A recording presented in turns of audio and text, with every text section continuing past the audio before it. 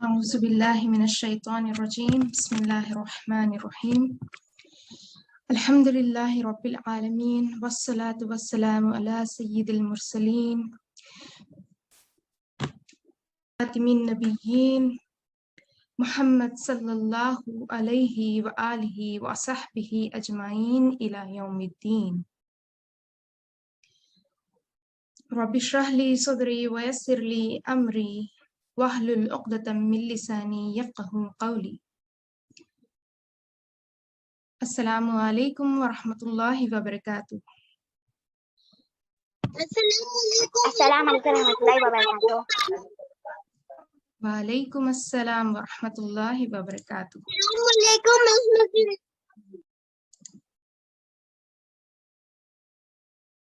وعلیکم السلام السلام علیکم ورحمۃ اللہ وبرکاتہ۔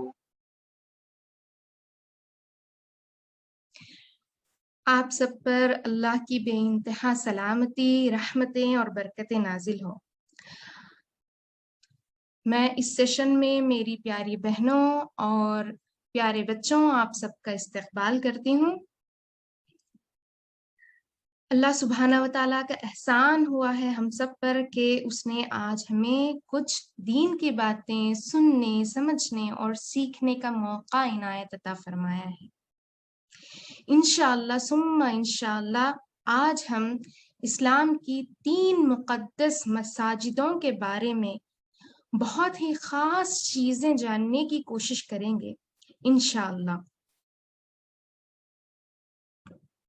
کوشش کرتی ہوں کہ میں آپ کو تینوں مساجدوں کی خاص چیزیں بتاؤں، پر اگر ہمیں وقت کی قلت محسوس ہوئی تو انشاءاللہ ہم 1 سے 2 مساجد کا مکمل معلومات حاصل کریں گے۔ اس کے بعد انشاءاللہ آگے کے دوسرے سیشنز میں ہم دوسرے مساجد کے بارے میں جاننے کی کوشش کریں گے۔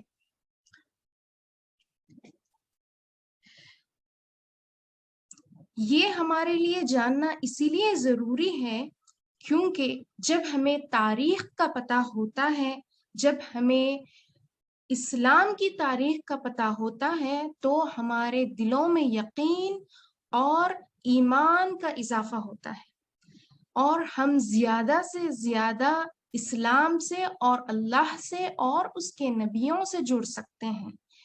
اسی مقصد سے میں نے آج اس عنوان سے بات رکھنا چاہا ہے۔ تو بس اللہ سے یہ دعا ہے کہ اللہ ہمارے دل اور ذہنوں کو اسلام کی تاریخ سے جوڑ دے اور ہمارے ذہنوں کو اسے اچھے سے سمجھنے کی توفیق عطا فرمائے، آمین۔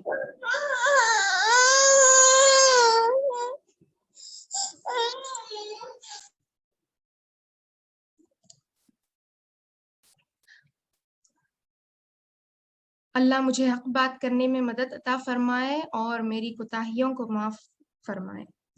تو سب سے پہلے شروع کرنے سے پہلے میں گزارش کرتی ہوں آپ سب سے کہ آپ بسم اللہ کے ساتھ ہمارے نبی صلی اللہ علیہ وسلم پہ درود ضرور پڑھ لیں۔ اللہم صلی علی محمد کما صلیت علی ابراہیم وعلی آل ابراہیم انک حمید مجید۔ اللہم بارک علی محمد کما بارکت علی ابراہیم وعلی آل ابراہیم انک حمید مجید۔ تو سب سے پہلے ہم جانتے ہیں کہ ایک مسجد کا مطلب کیا ہوتا ہے۔ ماسک، مسجد، جامع اس طرح بھی کہتے ہیں۔ تو اسلام میں مسجد کا مقصد یہ ہے کہ ایک جگہ خالص اللہ کی عبادت کے لیے، اللہ کے سامنے سجدہ ریز ہونے کے لیے ایک جگہ۔ تو میری پیاری ماؤں بہنوں، اللہ کے سامنے سجدہ ریز ہونے کے لیے صرف ہمیں پاک جگہ کی ضرورت ہے، تو پھر مسجد کی ضرورت کس لیے ہے؟ کیونکہ ہر پاک جگہ مسجد کی طرح نہیں ہو سکتی۔ ایک حدیث میں ہمارے نبی صلی اللہ علیہ وسلم نے فرمایا کہ اللہ کو سب سے پسندیدہ جگہ ہے مسجد اور ناپسندیدہ جگہ ہے بازار۔ تو کئی ایسے جگہ آپ دیکھ سکتے ہیں بازار میں، مالز میں، جہاں پاکی ہوتی ہے، بہت زیادہ پاک جگہ ہوتی ہے، وہاں بھی آپ نماز پڑھ سکتے ہیں۔ پر کیوں یہ اللہ کو ناپسندیدہ ہے؟ کیونکہ مسجد اللہ کا گھر ہے، مسجد اللہ کا گھر ہے، اس میں صرف اور صرف اللہ کی عبادت کی جا سکتی ہے، اس کے علاوہ کوئی اور چیز نہیں۔ خالص اللہ کی عبادت کے لیے بنائی جائے، اس کو ہم مسجد کہتے ہیں۔ اسی لیے ہمیں مسجد سے اسی طرح سے محبت ہونی چاہیے جس طرح اللہ سبحانہ و تعالیٰ کو مسجد سے محبت ہے۔ اور ایک مسجد میں جس طرح آپ اللہ کا ذکر اور اللہ کی یاد میں مشغول ہو سکتے ہیں، اسی طرح آپ کسی اور جگہ مشغول نہیں ہو سکتے۔ دوسری جگہوں پہ آپ جلدی غافل ہو جاتے ہیں، پر مسجدوں میں آپ بہت زیادہ اللہ سے جڑے رہ سکتے ہیں، اور مسجدوں سے آپ جڑے رہنے سے آپ نیک اور صالح بن سکتے ہیں۔ اس وجہ سے ہمارے پیارے نبی صلی اللہ علیہ وسلم فرماتے ہیں کہ عورتوں کو مسجدوں سے نہ روکو، عورتوں کو مسجدوں سے جڑے رہنے دو۔ تو آپ یہ ہمیشہ کوشش کرنی چاہیے کہ اگر کوئی مسجد جہاں عورتوں کا انتظام ہو تو آپ اس میں جا کر اللہ کی عبادت کریں، آپ اس میں جا کر اللہ سے جڑیں۔ اب چلتے ہیں ان مسجدوں کی طرف جو ہمارے لیے بہت ہی خاص ہیں، جو بہت زیادہ حرمت والی مسجدیں ہیں۔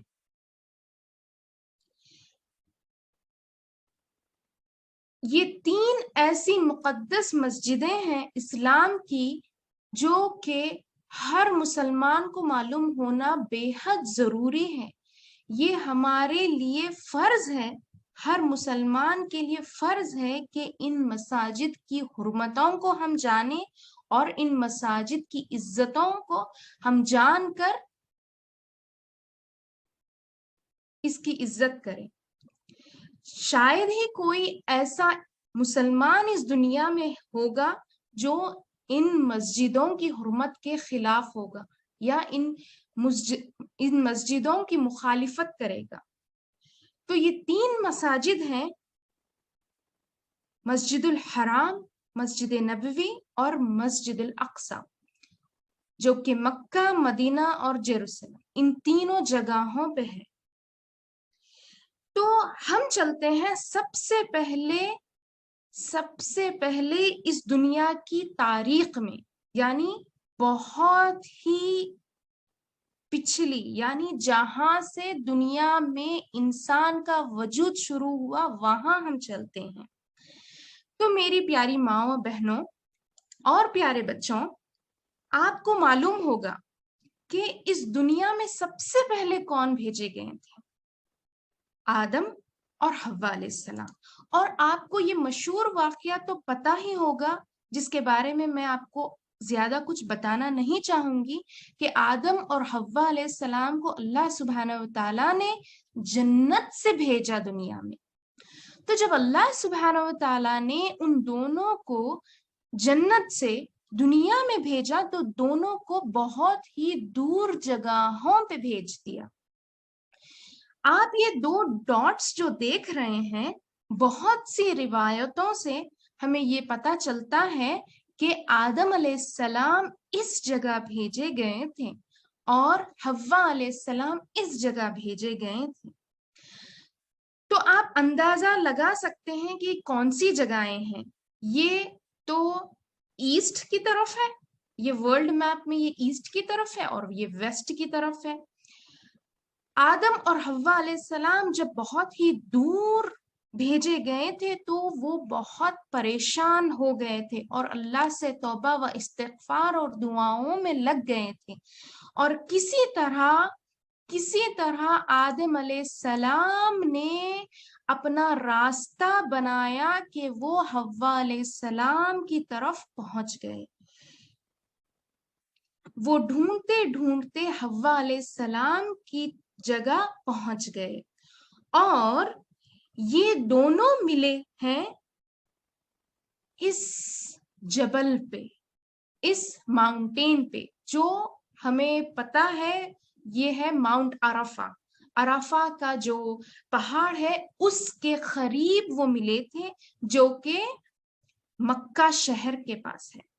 تو یہاں سے مکہ شہر کی تاریخ بنی ہے۔ یہ شہر مکہ اس وقت سے اللہ سبحانہ و تعالیٰ نے خاص بنا دیا۔ تو شہر مکہ اسلام کے لیے، انسانیت کے لیے، ہر کسی کے لیے خاص ہے۔ سبحان اللہ۔ امید ہے آپ لوگ ہر چیز یاد رکھیں گے جو کوئی بھی تاریخی واقعات میں آپ کے سامنے پیش کروں گی، کیونکہ جیسے میں نے آپ کو بتایا ہے یہ تاریخی واقعات سمجھنے سے ہمارے دل اور ذہن اسلام سے جڑ جائیں گے۔ تو میری پیاری بہنوں،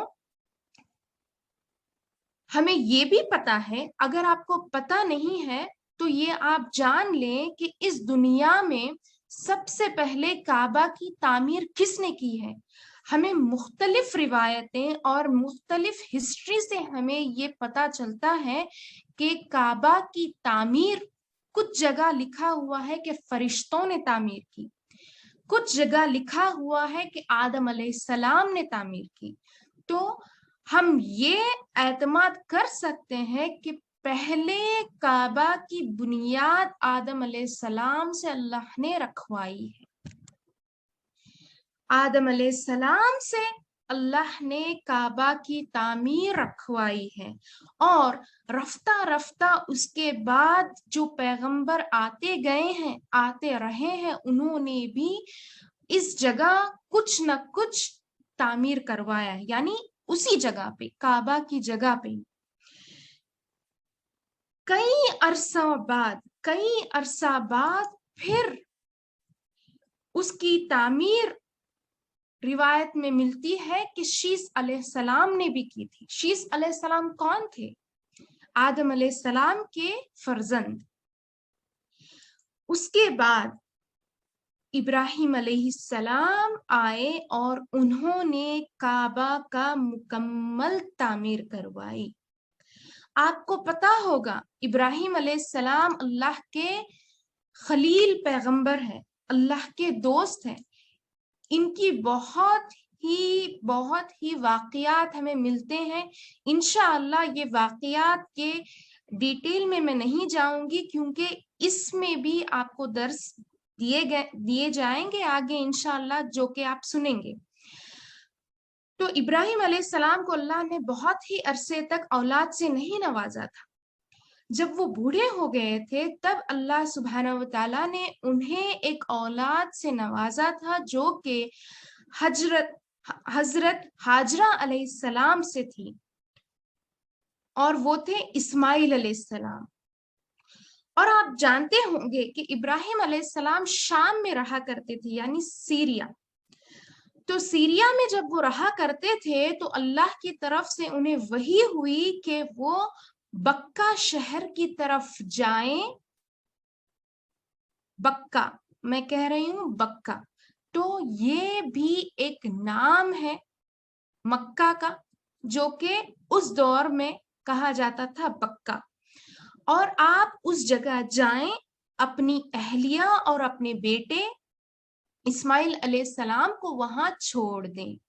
تو جب وہ اس جگہ پر گئے، انہوں نے ہاجرہ علیہ السلام کو کچھ نہیں بتایا تھا، بس وہ چھوٹے بچے کو لے کر وہاں چھوڑ دی گئی۔ تو جب انہوں نے کہا کہ کیا آپ ہمیں چھوڑ جا رہے ہیں، تو ابراہیم علیہ السلام نے کچھ نہیں، بس یہ کہا کہ یہ اللہ کا حکم ہے، اور وہ وہاں رہ گئیں۔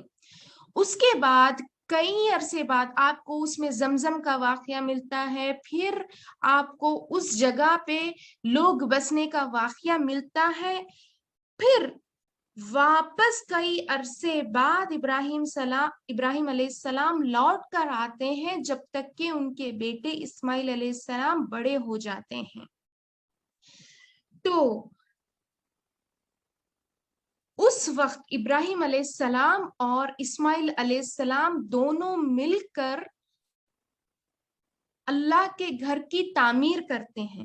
سورہ ابراہیم میں اس کا ذکر ملتا ہے کہ اللہ سبحانہ وتعالیٰ فرماتے ہیں کہ تم اس جگہ جا کر اس بنیاد پہ اللہ کے گھر کی تعمیر کرو، اس بنیاد پر اللہ کے گھر کی تعمیر کرو۔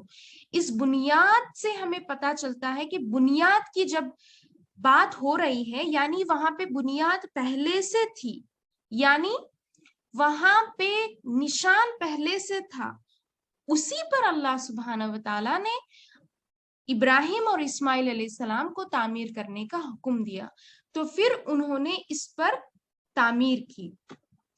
اور اس وقت ابراہیم اور اسماعیل علیہ السلام نے کچھ خاص چیزیں کا استعمال نہیں کیا، نہ اس دور میں کوئی سیمنٹ تھا، نہ انہوں نے مٹی کا استعمال کیا، نہ کوئی اور چیز کا، بلکہ انہوں نے صرف اینٹ کا استعمال کیا۔ اینٹ کے استعمال سے انہوں نے کعبہ کی تعمیر رفتہ رفتہ کرتے گئے، اور اس طرح کرتے تھے کہ دھیرے دھیرے اس کو بڑھاتے تھے۔ اور کیونکہ ان کے پاس کوئی سیڑھی نہیں تھی تو انہوں نے کیا کیا، ابراہیم علیہ السلام نے ایک پتھر ڈھونڈا اور اس پتھر پہ ٹہر ٹہر کر وہ اونچی عمارت بنا رہے تھے۔ اس شیپ میں، یہ جو ریکٹینگل کا شیپ آپ کو دکھ رہا ہے نا، اس شیپ میں اس کو اونچا کھڑا کر رہے تھے، اور جس پتھر پہ وہ کھڑے ہو کر اس کی تعمیر کر رہے تھے، اسی پتھر پر ابراہیم علیہ السلام کے پیر کے نشان بیٹھ گئے تھے، اور انہی نشان کو اللہ سبحانہ وتعالیٰ نے آج تک بھی قائم رکھا، جسے ہم کہتے ہیں مقام الابراہیم۔ اور جب یہ لوگ تعمیر کر رہے تھے، ابراہیم اور اسماعیل علیہ السلام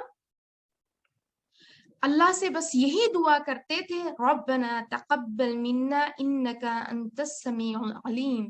وہ اس عبادت کے لیے اللہ سے قبولیت کی دعا کرتے تھے، اور اس طرح اللہ سبحانہ وتعالیٰ کو ان کا عمل پسند آیا کہ اللہ سبحانہ وتعالیٰ نے اسی طرح کی عمارت، اسی طرح کا کعبہ 7 آسمانوں کے اوپر تعمیر کروایا، فرشتوں سے تعمیر کروایا، جو کہ ہم کہتے ہیں بیت المعمور۔ اور یہ ایسا گھر ہے اللہ کا جس کی فرشتے اس طرح طواف کرتے ہیں، ہر صبح روز فرشتے اس طرح اس کا طواف کرتے ہیں کہ جو 70,000 فرشتے آج اس کا طواف کریں، پھر ان کی باری قیامت تک نہیں آتی، ان کی باری پھر قیامت تک نہیں آتی۔ سبحان اللہ۔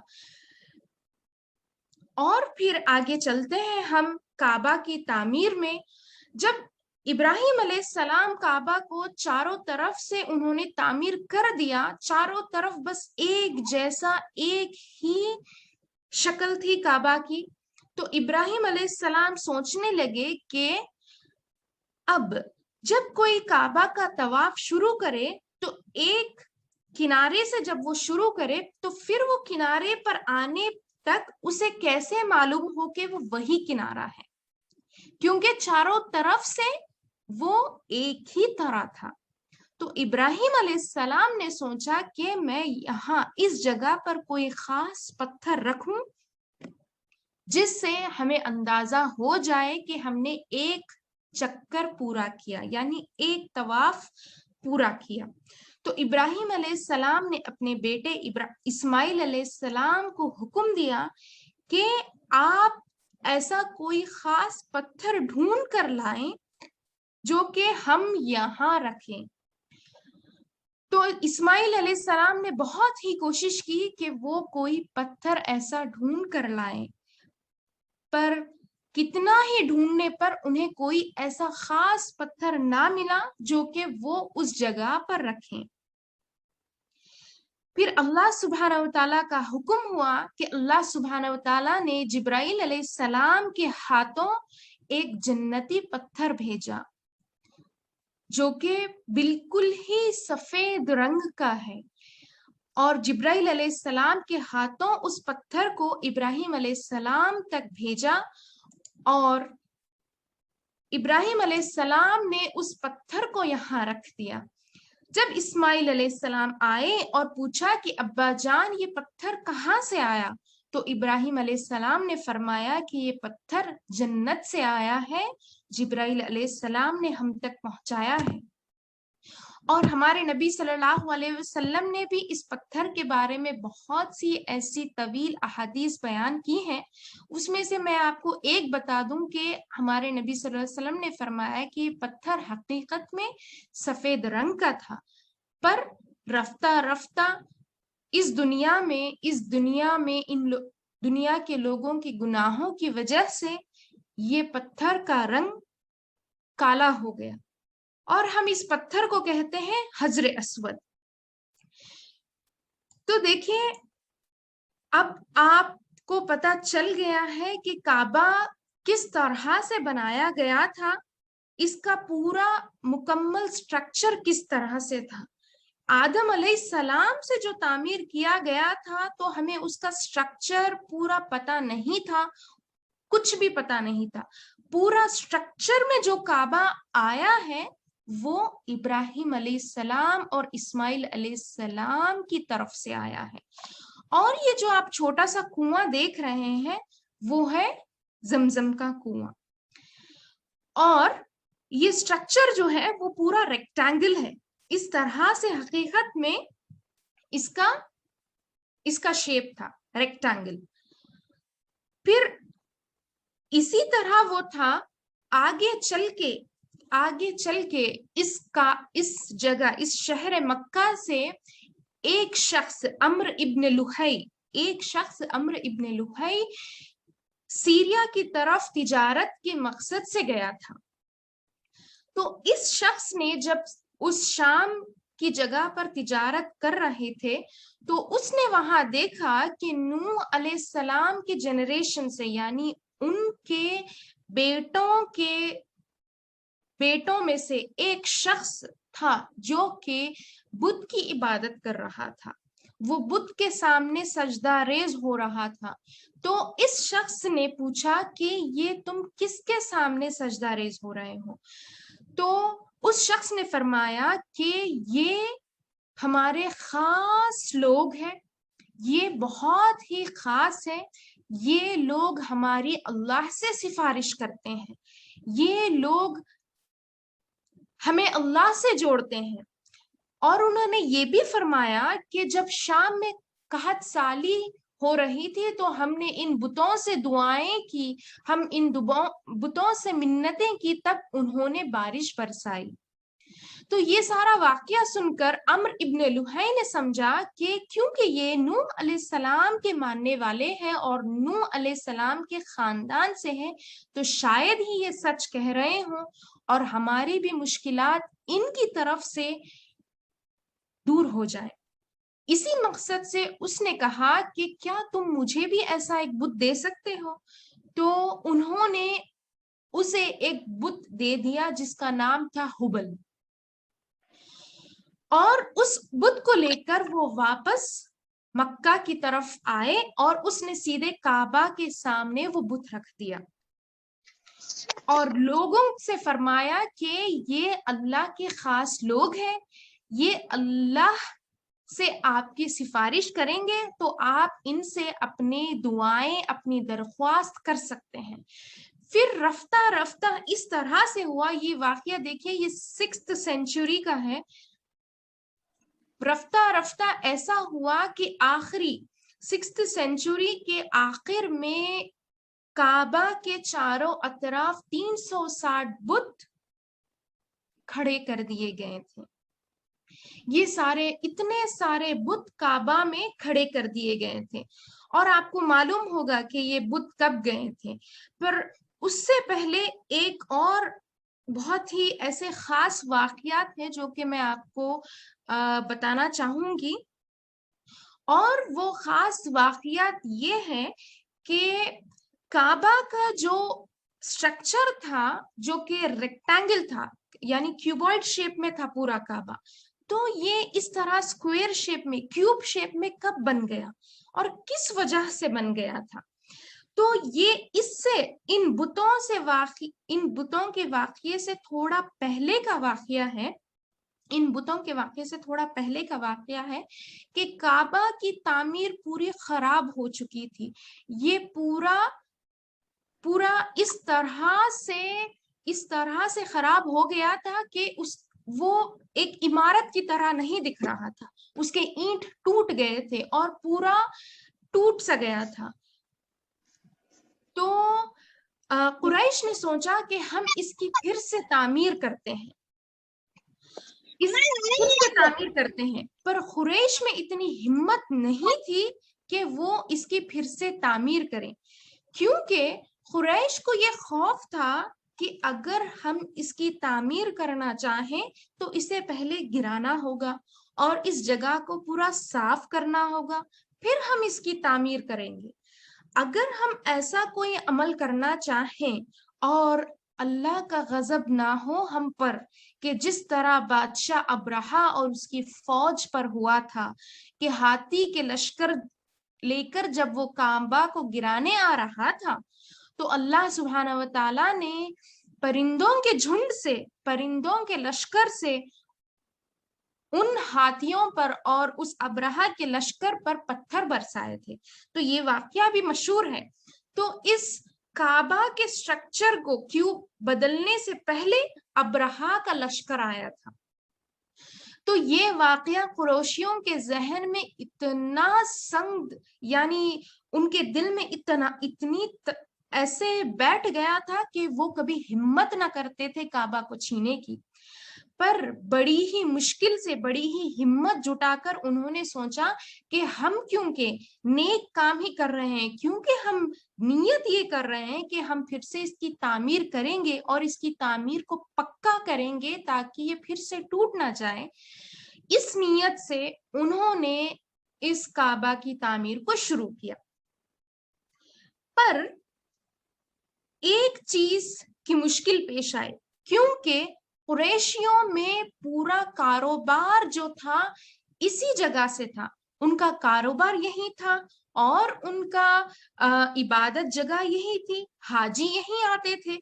تو ان کی تجارتوں میں، ان کا کاروبار ہر چیز ملاوٹ، شراب اور بہت سی ایسے خرافات سے ملا ہوا تھا جو کہ ناجائز ہے.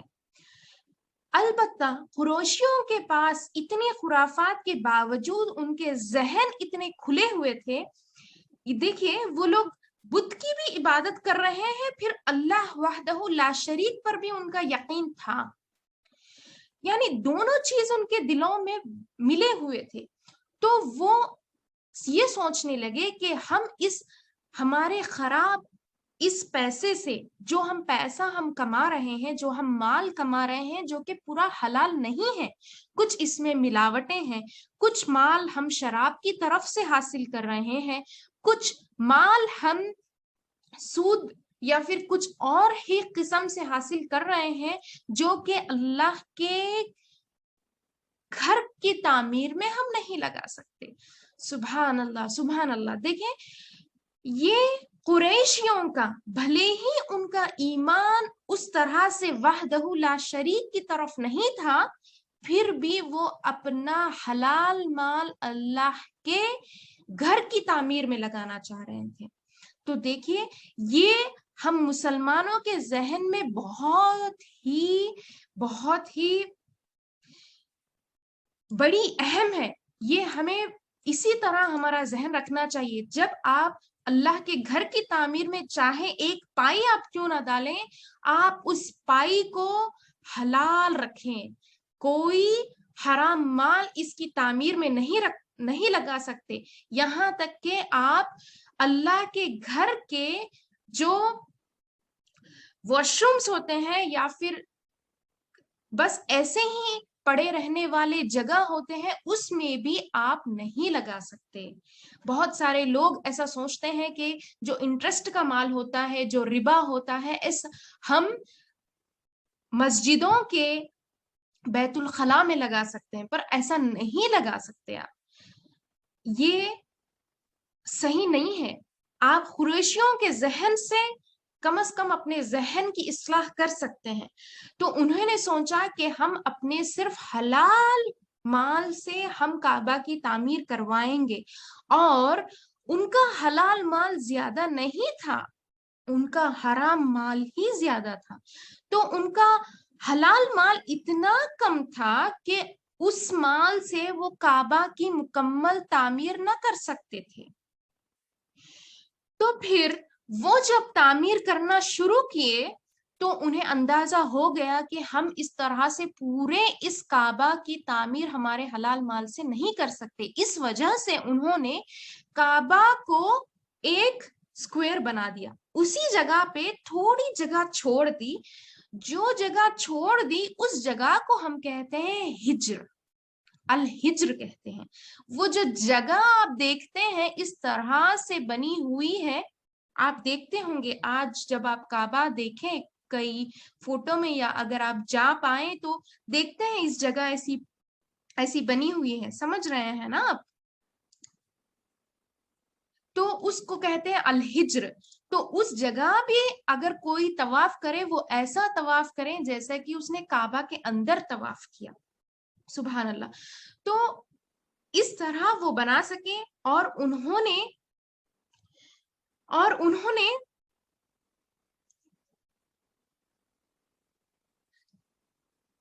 نے اس طرح اس کی تعمیر کروا دی۔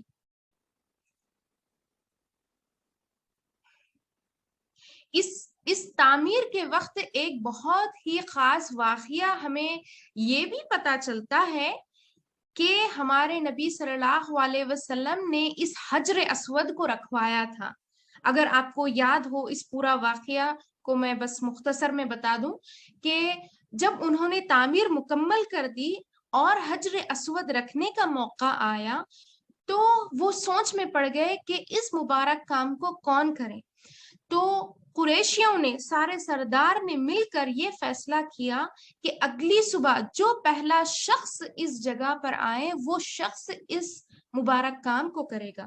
اور اللہ کا حکم یوں ہوا کہ ہمارے نبی صلی اللہ علیہ وسلم پہلے وہ شخص تھے جو کہ اس جگہ پر آئے، اور ہمارے نبی صلی اللہ علیہ وسلم کی حکمت کا کیا کہنا کہ انہوں نے انصاف کیا، سب لوگوں میں انصاف کیا۔ انہوں نے اپنے بدن سے ایک کپڑا نکالا اور اس میں حجر اسود رکھا اور کہا کہ سب لوگ مل کر اس کپڑے کو پکڑے اور اس کپڑے کے سہارے حجر اسود اس جگہ پر رکھوا دیں۔ اور یہ جو میں نے کہا تھا آپ کو مقام الابراہیم، تو وہ جو پتھر بھی بہت ہی قریب تھا، اس کعبہ کے بہت قریب تھا، پر عمر رضی اللہ تعالی عنہ کی خلافت میں انہوں نے اس پتھر کو تھوڑا دور کر دیا تاکہ لوگوں کو طواف کرنے میں آسانی ہو۔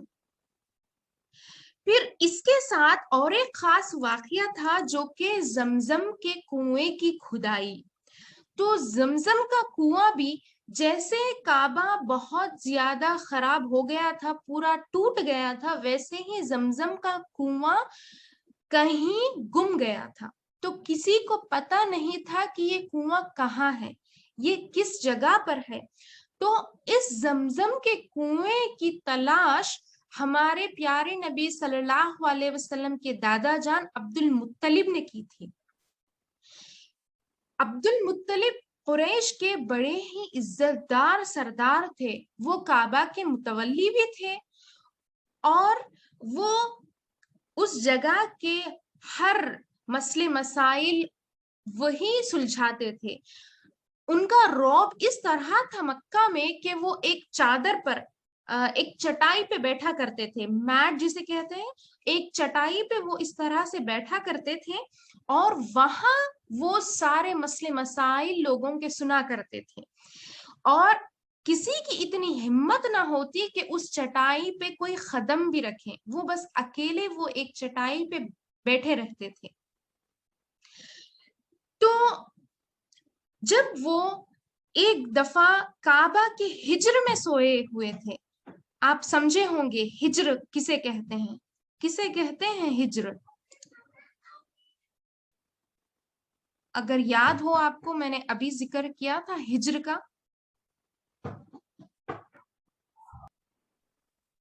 جو جگہ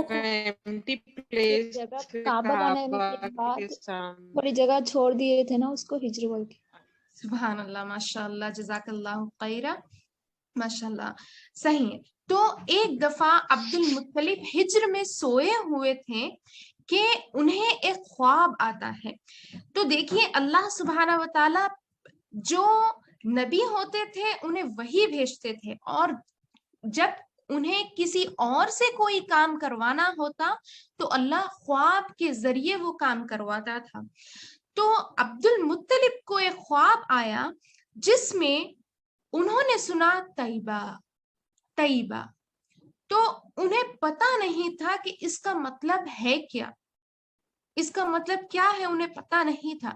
انہوں نے بہت دیر سوچا، پھر انہوں نے سمجھا کہ شاید یوں ہی وہ خواب آیا اور اس پر انہوں نے توجہ نہیں تھی. پھر دوسرا دن ہوا کہ انہیں پھر خواب آیا جب وہ اسی جگہ پر سوئے ہوئے تھے، اور دوسری دفعہ انہیں خواب میں آیا برا. تیسرا دن گزرا، پھر ویسے ہی انہیں خواب آیا مدمونا، اور اس کا بھی مطلب وہ سمجھ نہ پائے، اور بس وہ سوچتے سوچتے اسی پریشان حال میں وہ 3 دن گزر گئے. اور چوتھے دن بھی انہیں خواب آیا جس میں کھلے الفاظ میں انہیں سنائی دیا زمزم زمزم. تو جب انہیں یہ سنائی دیا زمزم، انہوں نے خواب میں ہی سوال کیا کیا زمزم؟ مجھے پتا نہیں زمزم کا معنی کیا، یہ کیا ہے؟ تو انہیں خواب میں جواب ملا یہ پانی ہے جو ہمیشہ رہے گا، جو کبھی ختم نہ ہوگا. مکہ کی قحط سالی کو ختم کرنے کا یہ واحد پانی ہے. یہ پانی تم سب کے لیے بابرکت ہے، اور تم اس جگہ اس پانی کو تلاش کرو. تو انہیں خواب میں وہ جگہ بھی بتا دی گئی تھی. تو جگہ کس جگہ بتائی گئی تھی؟ مکہ سے، کعبہ سے تھوڑی دور، جو میں نے آپ کو پہلے دکھایا تھا، ابراہیم علیہ السلام کے ایک فوٹو میں میں نے آپ کو دکھایا تھا. تو وہ جگہ عبد المطلب کو دکھائی دی گئی تھی. پھر عبد المطلب، کیونکہ ان کے بہت سارے بیٹے تھے، ان کے 11 بیٹے تھے، سبحان اللہ، تو ان کے ایک بیٹے حارث کو لے کر انہوں نے اس کھدائی کا کام شروع کیا. تو وہ جب کھود رہے تھے تو قریشی بہت پریشان ہو رہے تھے کہ یہ کیا کام کر رہے ہیں، اور انہیں تھوڑی تشویش بھی ہو رہی تھی. پر قریشیوں میں اتنی ہمت نہیں تھی کہ انہیں کوئی سوال کر سکے، کہ انہیں کوئی سوال کر سکے کہ کیا کر رہے ہیں. وہ بس کھڑے ہوئے دیکھ رہے تھے، اور کچھ لوگوں نے ان کی مدد بھی کی. پھر جیسے ہی کھود رہے تھے، کچھ دیر بعد ایک قریش کے منہ سے نکلا اللہ اکبر، اللہ اکبر. اس نے دیکھا کہ پانی پھوٹ پھوٹ کر باہر آ رہا تھا، پانی پھوٹ پھوٹ کر باہر آ رہا تھا. اس نے کہا اللہ اکبر.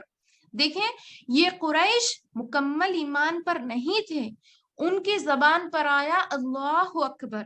وہاں بت موجود تھے، وہ بتوں کی پوجا بھی کرتے تھے، پر وہ اللہ بھی کہتے تھے. اس سے ہمیں، اگر آپ نے تفسیر میں پڑھا ہوگا، بہت سی ایسی آیتوں میں ہم نے دیکھا ہے کہ قریش اہل مکہ کو ایمان تھا اللہ پر ان کے دلوں میں شرک اس طرح سے بڑھ گیا تھا، وہ بتوں کی محبت اور بتوں سے ہونے کا یقین بھی بڑھ گیا تھا. تو وہ دونوں طرح اس طرح بٹے ہوئے تھے. جب خوشحالی آتی تو اللہ کی طرف متوجہ ہو جاتے، اور جب پریشان حال ہوتے تو ان کے بتوں کی طرف متوجہ ہو جاتے، اور جب قربانی کرتے تو اس میں اللہ اور بتوں کا حصہ بھی رکھتے. تو یہ سارے واقعات آپ جوڑ سکتے ہیں اپنی ذہن سے کہ کس طرح وہ قریش سوچتے تھے، کس طرح ان کا ایمان تھا اللہ پر اور یقین تھا ان بتوں پر بھی. تو جیسے وہ اللہ اکبر کہتے ہیں تو سارے قریش دوڑ کر آ جاتے ہیں، دوڑ کر آ کر دیکھنے لگتے ہیں کہ یہاں پر کیا ہو رہا ہے، اور وہاں سے پورا چشمہ پھوٹنے لگتا ہے اور پانی آ جانے لگتا ہے. اور تبھی عبد المطلب کہتے ہیں زمزم، یہ زمزم ہے جو کہ میں نے خواب میں دیکھا ہے. اور عبد المطلب کہتے ہیں یہ اللہ کی طرف سے ہے. تو قریش وہاں لڑنے لگتے ہیں. اس وقت قریش عبد المطلب کی مخالفت کرتے ہیں اور وہ کہتے ہیں کہ یہ ہمارے داداؤں کا ہے، یہ ہمارے باپ دادا جو اسماعیل علیہ السلام کا ہے وہ ہمارا ہے، یہ ہمارا ہے. تو اور یہ عبد المطلب سے لڑنے تیار ہو جاتے ہیں، کہتے ہیں کہ ہم اس کے خلیفہ بنیں گے، یعنی اس کے لیڈر، اس کے متولی ہم رہیں گے. تو عبد المطلب نے کہا کہ تمہیں اس کا پتہ بھی نہیں تھا، کیونکہ میں نے اس کی کھدائی کی اور میں نے اس کی کھوج کی، تو میں اس کا متولی ہوں گا، میں اس کی دیکھ بھال کروں گا. پر انہوں نے نہیں مانا، اور اس طرح جھگڑا ہوتے ہوئے انہوں نے سوچا کہ کسی کے پاس جا کر اس کا ہم فیصلہ کروا لیں. تو جب انہوں نے اس طرح سے سوچا، انہوں نے اپنا سفر طے کیا، اور ان کا سفر جاتا رہا اور انہیں کوئی ایسا شخص نہ ملا جس سے وہ اس مسئلے کا حل پوچھ سکیں اور جس سے وہ یہ فائنل کر سکیں کہ اس کے متولی کون ہوں گے. آخر میں انہوں نے اتنی دور کی مسافت طے کی کہ ان کے پاس جو کھانا پانی جو کچھ بھی کھانے پینے کے لیے تھا سب ختم ہو گیا. اور آپ کو پتا ہے کہ ریگستان میں دور دور تک پانی کی بوند نہیں ملتی. تو اتنی دور وہ چلے گئے اور وہ پانی کے لیے ڈھونڈنے لگے، پھر انہیں پانی نہیں ملا. آخر میں انہوں نے سمجھ لیا کہ یہ ہماری موت کا وقت ہے، نہ ہمیں پانی ملے گا نہ ہمارا کوئی فیصلہ ہو سکتا ہے. تو وہ اتنے تھکے ہارے ایک جگہ بیٹھ گئے اور انہوں نے سوچا کہ ہماری موت یہاں واقع ہونی ہے.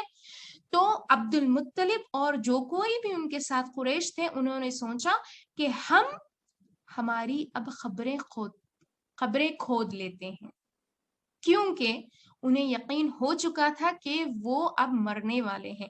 یعنی اس طرح پانی کی شدت سے، بھوک کی شدت سے وہ کمزور ہو چکے تھے. تو انہوں نے طے کیا آخر میں اب موت کے قریب کیا لڑیں، اس کا فیصلہ کوئی ہونا نہیں ہے. اور بس انہوں نے یہ سوچا کہ ہم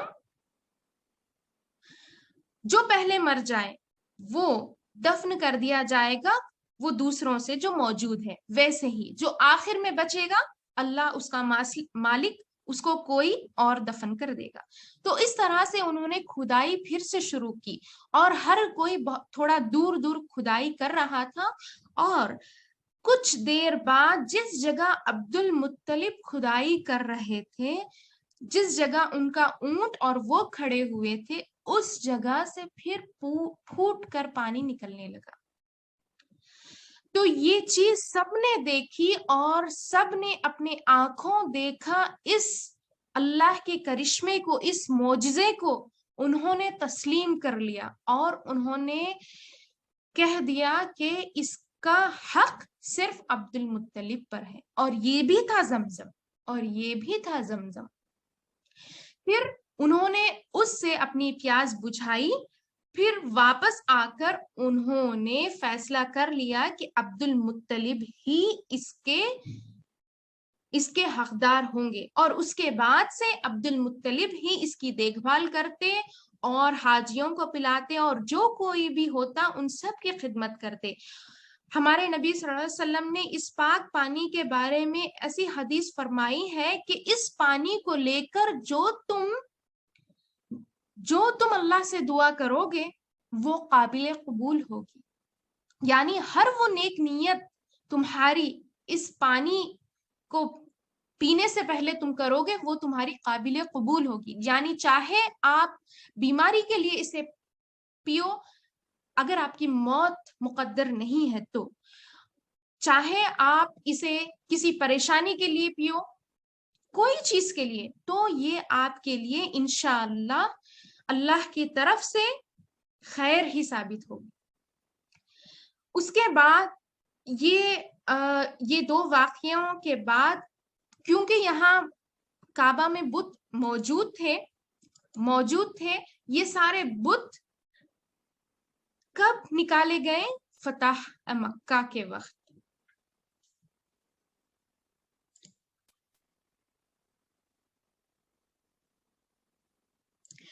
تو یہ دو اہم واقعات کے بعد میں آپ کو بہت ہی مختصر فتح مکہ کے بارے میں اس لیے بتانا چاہ رہی ہوں کیونکہ یہ اس کعبہ اور اس کے سٹرکچر پہ بہت زیادہ جڑا ہوا ہے. تو فتح مکہ کے وقت ہمارے نبی صلی اللہ علیہ وسلم کا سب سے پہلا کام کیا تھا؟ جب مکہ فتح ہوا تو مکہ جب وہ آئے تو ان کا سب سے پہلا کام یہ تھا کہ کعبہ کو اور پورے مکہ کو بتوں سے بری کر دیں، سارے بتوں کو توڑ کر نکال کر اور کعبہ کے اندر کے بت کو بھی نکال دیں. کعبہ کے اندر بھی بت تھے. تو جب یہ واقعہ ہو رہا تھا اس وقت عثمان بن طلحہ رضی اللہ تعالی عنہ عثمان بن طلحہ رضی اللہ تعالی عنہ یہ اس خاندان سے تھے جس خاندان کے پاس کعبہ کی کنجیاں ہوتی تھی، یعنی کعبہ کی کنجیاں ہوتی تھی. تو یہ شخص انہوں نے کیا کیا، وہ کعبہ کو انہوں نے لاک کر دیا اور وہ سیدھے کعبہ کے اوپر چلے گئے اور وہ چھپ رہے تھے. انہیں حضرت علی رضی اللہ تعالی عنہ نے پکڑ کر بہت ہی زور زبردستی سے کھینچم تانی کر کے ان سے کعبہ کی کنجیاں چھین لی اور کعبہ کو کھول کر وہاں سے سارے بتوں کو خالی کر دیا. تو یہ عثمان بن طلحہ اتنے غمگین ہوئے کیونکہ یہ ہمیشہ ان لوگوں کے پاس ہی کعبہ کے کنجیاں ہوتی تھی، تو انہیں بہت ہی غم ہوا، بہت ہی غمگین ہو گئے. اسی وقت ہمارے نبی صلی اللہ علیہ وسلم کعبہ کو بتوں سے خالی کر کے جب کعبہ کے دروازے پہ آ رہے تھے تو کچھ آیتیں پڑھتے ہوئے آ رہے تھے، اور عمر رضی اللہ تعالی عنہ فرماتے ہیں کہ یہ آیتیں ہم نے پہلے نہیں سنی تھی، یعنی یہ آیتیں کعبہ کے اندر نازل ہوئی تھی. تو یہ آیتیں جو کعبہ کے اندر نازل ہوئی تھی وہ آیتیں یہ تھی، وہ آیتیں کچھ اس طرح تھی کہ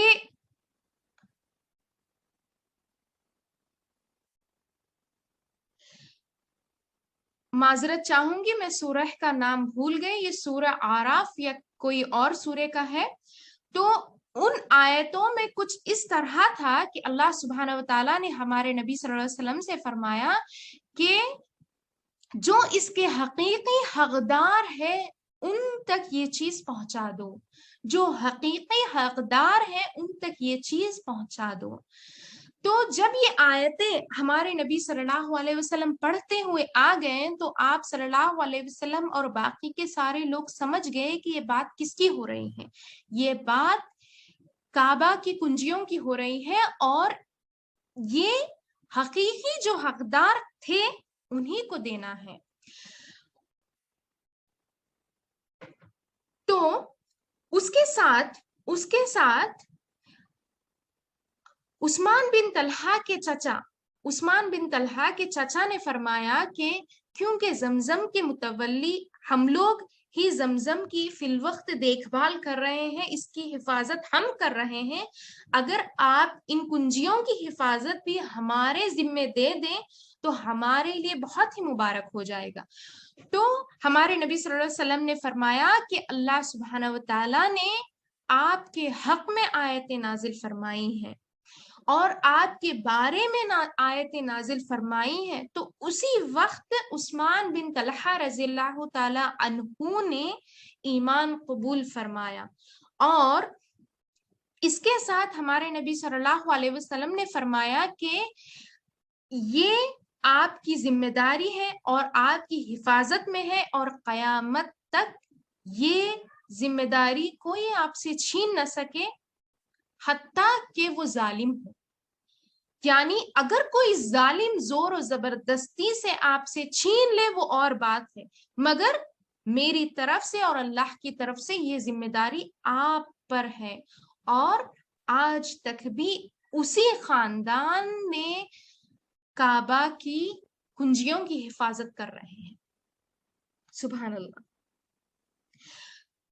پھر یہ واقعے کے ساتھ ایک چھوٹی چیز میں آپ کو بتانا چاہوں گی کہ ہمارے نبی صلی اللہ علیہ وسلم کے دور میں بھی یہ بہت لوگوں کے ذہن میں تھا۔ ہمارے نبی صلی اللہ علیہ وسلم کی ایک حدیث ہے جس میں ہمارے نبی صلی اللہ علیہ وسلم نے فرمایا کہ کعبہ کی اصل شکل، اصل شیپ ریکٹینگل ہے، یعنی ایسا نہیں ہے جو کہ اب ہے۔ تو عائشہ رضی اللہ تعالی عنہا فرماتی ہیں کہ پیارے نبی صلی اللہ علیہ وسلم، کیونکہ آپ نے کہا ہے کہ اصل شکل کعبہ کی یہ نہیں ہے، تو پھر کیوں آپ اسے پھر سے تعمیر نہیں کرواتے؟ تو ہمارے نبی صلی اللہ علیہ وسلم نے فرمایا کیونکہ قریشیوں اور ہمارے ان لوگوں کا ایمان بہت ہی نیا ہے، اگر ہم اس کی مرمت پھر سے کروائیں اور اس کے جو شیپ ہے اسے تبدیل کروائیں تو کہیں یہ جنگ و جدال میں نہ پڑ جائیں اور ایک دوسرے سے لڑنے جھگڑنے نہ پڑ جائیں، اس وجہ سے میں اس کی تعمیر پھر سے نہیں کروانا چاہتا۔ اور یہ حدیث کیونکہ عائشہ رضی اللہ تعالی عنہا نے بھی روایت کی عائشہ رضی اللہ تعالی عنہا کے بھتیجے جن کا نام ہے عبداللہ ابن زبیر رضی اللہ تعالی عنہ، تو عبداللہ ابن زبیر جب ان کے ہاتھ میں خلافت آئی تو انہوں نے سوچا کہ میں کعبہ کو پھر سے اس طرح تعمیر کرواؤں جو کہ پہلے سے تھا۔ تو انہوں نے 73 ہجرت میں یعنی ہجری کیلنڈر کے حساب سے 70 ہجرت میں انہوں نے سوچا کہ اس کی تعمیر اس طرح سے کروا دے، اور انہوں نے کروا دی تھی۔ پھر یوں ہوا کہ حجاج بول کر ایک بادشاہ تھا، امید خلیفہ کا، اس بادشاہ نے پھر ان کا قتل کر دیا اور اس کو پھر سے اسکوائر بنا دیا، یعنی کیوب بنا دیا، کیونکہ انہیں اس حدیث کا علم نہیں تھا۔ انہیں اس حدیث کا علم بعد میں ہوا، اور جب انہیں اس حدیث کا علم ہوا انہوں نے بہت ہی افسوس کیا کہ میں نے یہ بہت ہی بڑا گناہ کیا۔ اور پھر وقت آیا امام مالک رضی اللہ تعالی عنہ کا۔ تو امام مالک رضی اللہ تعالی عنہ کا جب دور آیا تو ان کے دور میں ایک خلیفہ تھے جن کا نام تھا مہدی ابن منصور رضی اللہ تعالی عنہ۔ تو انہوں نے پوچھا کہ کیا ہم پھر سے کعبہ کی تعمیر ویسے کیوں نہ کر دیں جیسے ابراہیم علیہ السلام نے کی تھی، حقیقت میں اس کی شکل جو تھی ہم وہی لا دیں۔ تو امام مالک رضی اللہ تعالی عنہ نے فرمایا کہ اگر ہم اس طرح کی تعمیر پھر سے بدلیں تو ہر خلیفہ اس کی شکل میں رد و بدل کرنے میں پیچھے نہیں ہٹے گا، اور ان کے مشورے پہ، ان کے فیصلے پہ آج تک بھی کعبہ کی پھر سے تعمیر نہیں ہوئی اور اسی شکل میں بنایا گیا، یعنی تعمیر ہوئی ہے، اس میں رینوویشن بہت کیا گیا ہے، مگر اس کی حقیقی شکل جو قریشیوں نے کی ہے اس کو تبدیلی نہیں کی، اس کی تبدیلی نہیں کی گئی ہے۔ اس کے بعد ابو بکر رضی اللہ تعالی عنہ تک کوئی بھی تبدیلی نہیں آئی، ابو بکر نہیں، چاروں خلیفہ، پھر اس کے بعد کوئی تبدیلی نہیں آئی. جو تبدیلی آئی کعبہ میں، جو کوئی تعمیر کیے گئے تھے، وہ تھے 18th سینچری میں. 18th سینچری یعنی 18ویں صدی، 1800 صدی. تو اس صدی میں بہت زیادہ چیزیں تعمیر کی گئی تھی، اور وہ وقت تھا آٹومن خلیفہ، یعنی یہ جو امپائر تھا آٹومن، آپ کو پتا ہوگا یہ لوگ فی الوقت، یعنی ان کا پورا جو خلافت ہے وہ پوری ترکی میں ہے، استنبول وہاں پر ہے. پر اس سے پہلے ان کی حکومت مکہ میں بھی تھی، ان کی حکومت. تو یہاں پر ان کا برابر کعبہ کے سامنے ان کا فورٹ تھا، ان کا قلعہ تھا، اور اس قلعے سے وہ کعبہ کی پورا انتظام کیا کرتے تھے اور کعبہ کی دیکھ بھال کیا کرتے تھے. آپ اس کو تھوڑا قریب سے دیکھیں تو اس طرح سے آٹومن امپائر میں یہ چاروں طرف سے کعبہ کو دیواریں دے دی گئی تھی. اور یہ اس لیے دیا گیا تھا کیونکہ ہمارے نبی صلی اللہ علیہ وسلم جب سیدھے سے آتے تھے کعبہ کی طرف تو ہمیشہ، حالانکہ یہ کھلا میدان تھا، تو ہمارے نبی صلی اللہ علیہ وسلم سیدھی طرف پلٹتے تھے اور اس جگہ سے تشریف لے جاتے تھے. تو اس جگہ سے کیونکہ ہمارے نبی صلی اللہ علیہ وسلم تشریف لے جاتے تھے، تو انہوں نے ہمارے نبی صلی اللہ علیہ وسلم کی یاد میں اس کی تعمیر کروائی ہے، جو کہ کہا جاتا ہے باب السلام. باب السلام. اور اس کی تعمیر عثمان غازی اور ان کے دوسرے خلیفاؤں نے کی ہے، جن کے نام آپ کبھی اگر جائیں گے تو آپ ان کے نام ادھر دیکھ بھی سکتے ہیں. اور یہ صرف ہسٹری کے لیے لکھے گئے ہیں ان کے نام، تو یہاں پہ ان کے نام کی کوئی حرمت نہیں ہے، بس ان کی نشانی، ان کی یاد کے لیے یہ لکھے گئے ہیں. اس کے علاوہ اس کے بعد جب آپ یہاں سے انٹر کریں گے تو پہلا آپ کو ملے گا یہ بنی شیبہ گیٹ، جو کہ اسی وقت بنایا گیا تھا. اور یہ بنی شیبہ کون سی فیملی ہے؟ یہ وہ فیملی ہے جن کے پاس کعبہ کی کنجیاں ہوتی تھی، میں نے ذکر کیا ہے آپ سے ابھی. تو انہوں نے یہ گیٹ کو بنایا تاکہ ادھر سے آپ کعبہ کی طرف جائیں، کیونکہ ہمارے نبی صلی اللہ علیہ وسلم اسی طرح جاتے تھے. جیسے ہمارے نبی صلی اللہ علیہ وسلم جاتے تھے، وہاں انہوں نے ایک ایک عمارت رکھ دی. تو اس کے بعد ہمارے نبی صلی اللہ علیہ وسلم سیدھے طرف پلٹتے تھے، اور یہ سیدھے طرف جو ہے ادھر ایک ممبر رکھ دیا گیا ہے. یہ ممبر آپ آج بھی وہاں پا سکتے ہیں، اور یہ ممبر بھیجا گیا تھا استنبول سے 1500 صدی میں. یہ گولڈن ممبر ہے.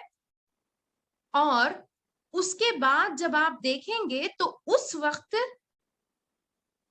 کعبہ کے چاروں طرف 4 سٹیشنز تھے، آپ کہہ سکتے ہیں 4 ایسی عمارتیں تھے. یہ ممبر کے علاوہ یہ 4 عمارتیں ایسی تھیں جو کہ 4 ہمارے امام کی پہچان ہے. چاروں امام جو چاروں مذہب ہے اہل سنت کے، ان کی پہچان ہے. ایک حنفی، ایک مالکی، ایک شافعی اور ایک حنبلی. تو اس دور میں 18 سینچری میں اس طرح ہوتا تھا کہ ہر امام اس اسٹیشن کے پاس کھڑے ہو کر امامت کرواتا تھا. یعنی چاروں امام کی اہمیت، عزت ایک ہی طرح ہوتی تھی، اور وہ چاروں بھی اسی عزت کے ساتھ، اسی احترام کے ساتھ امامت کروا سکتے تھے. چاروں طرح کی ہوتی تھی. پر ابھی اس طرح نہیں ہو رہا ہے. ابھی ایک ہی امام ہوتا ہے اور ایک ہی امام سے وہاں پر امامت ہوتی ہے اور نماز ہوتی ہے. تو ہمیں اس میں بھی فرق نہیں کرنا چاہیے، کیونکہ یہ پوری ہماری اسلام کی تاریخ ہے. اسلام کی تاریخ میں بھی چاروں مذہب میں کوئی تفریق نہیں ہے، چاروں امام میں بھی کوئی تفریق نہیں ہے. ہر امام کا اس اسلام کی تاریخ میں بہت ہی کنٹریبیوشن ہے، ان کا بہت بڑا حصہ ہے، ہر امام کا حصہ ہے. اسی وجہ سے تو کعبہ کے چاروں طرف ان کے عمارتیں رکھی گئی تھی اور ان کی امامتیں کروائی جاتی تھی. تو ہمیں بھی چاہیے کہ ہم اس میں تفریق نہ کریں. اور اس طرح چاروں طرف کعبہ کے چاروں طرف یہ آئل کے لیمپس رکھے گئے تھے جو روشنی دیا کرتے تھے ان سب کو جو کہ نماز ادا کرتے تھے، جو کہ لوگ راتوں کو نماز ادا کرتے تھے، ان کی مدد کے لیے، مطلب ان کے آسانی کے لیے یہ رکھے گئے تھے، جو کہ اس وقت گلاب کا جو تیل ہوتا تھا وہ یوز کیا جاتا تھا. اس وقت سے بھی کعبہ اور اس کے عمارتوں میں بہت زیادہ مال خرچ کیا جاتا تھا. اور آپ یہاں دیکھیں گے یہ ہے حجر اسود. فی الوقت یہ تو کالا ہے، آپ قریب سے دیکھیں گے تو یہ اس طرح ہوگا. اور اس حجر اسود اور یہ کعبہ کا جو دروازہ ہے، جو انٹرنس ہے، ان دونوں کے بیچ ایک جگہ ہے. یہ جگہ، اس جگہ کو ہم کہتے ہیں منتظم. ٹھیک ہے، تو یہ جگہ ایسی ہے کہ بہت سارے حاجی اس کو چھینے کے لیے بہت کوشش کرتے ہیں، کیونکہ اس جگہ پر آپ چھو کر آپ جو دعا مانگے آپ کے لیے قابل قبول ہے. اور اس غلاف کو ہم کسوہ کہتے ہیں، آپ سب کو پتا ہے. اور اس میں یہ جو لکڑی کی سیڑھیاں ہیں، یہ لکڑی کی سیڑھیاں یہ بھی بہت خاص ہے. یہ سیڑھیاں صرف اس وقت یوز کی جاتی ہیں جب آپ کعبہ کے اندر جانا چاہیں. تو یہ سیڑھیاں بھی بہت خاص ہے. یہ سیڑھیاں 18 سینچری میں بھیجی گئی تھی، وہ بھی انڈیا سے. تو یہ بہت خاص اس لیے ہے کیونکہ یہ 7 الگ الگ پیڑوں سے بنائی گئی ہیں. اور یہ ہے ڈور، یعنی بیت اللہ کا دروازہ. پھر آپ جب اس کے اندر دیکھیں گے تو آپ کو پہلا ویو اس طرح سے دکھائی دے گا، اور یہ ہوگا ٹاپ ویو، اور یہ ہوگا فلور یعنی نیچے، جو کہ پورا ماربل سے بنا ہوا ہے. یہ ہے مقام الابراہیم جس کا ہم نے ذکر کیا تھا. اور زمزم کا جو کنواں ہے اس کے بھی چاروں طرف جو والز بنائے گئے ہیں، بلڈنگ بنائے گئے ہیں، وہ بھی 15ویں صدی میں یہ بھی آٹومنس نے بنایا گیا ہے. تو میرا مقصد یہاں پہ آپ کو یہ بتانا تھا کہ جو پکی عمارتیں کعبہ اور اس کے اطراف بنائی گئی ہیں وہ پوری 15 سے 18ویں صدی میں ہوئی، اور اس میں سب سے بڑا حصہ تھا آٹومنس امپائر کا، بہت ہی بڑا حصہ تھا. وہ پوری پکی عمارتیں بننے کے بعد عرب نے تعمیر کیا جو کچھ بھی آگے کیا انہوں نے. تو یہ زمزم کا کنواں اس طرح سے پورا یہ ایک بلڈنگ کی طرح بنا دیا گیا تھا. جب آپ اس بلڈنگ کے اندر سے دیکھیں گے تو آپ کو اس طرح سے دکھے گا. اور یہ جو سلور فینس ہے، یہ پورا جو فینس ہے یہ بھی انہوں نے پورا سلور سے بنایا تھا، یہ پورا فینس زمزم کے کنویں کو، تاکہ سب کو زمزم کے پانی کی آسانی ہو.